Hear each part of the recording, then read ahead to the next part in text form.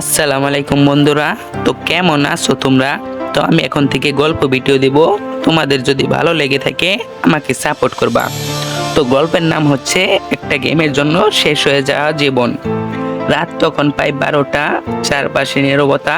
ছোট্ট একটা ঘরের ভিতর বসে আছে রোহান নামের একটি ছেলে। চোখ লাল, হাতে মোবাইল, স্ক্রিনে ফ্রি ফায়ার চলতেছে। আজ তার খুব বড় একটা টুর্নামেন্ট ম্যাচ আছে।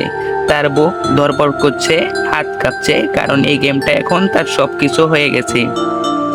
ঠিক তখনই তার ছোট্ট বোন পাশ থেকে বলল, ভাইয়া প্লিজ মোবাইলটা একটু দাও না, আমি একটা ভিডিও দেখবো।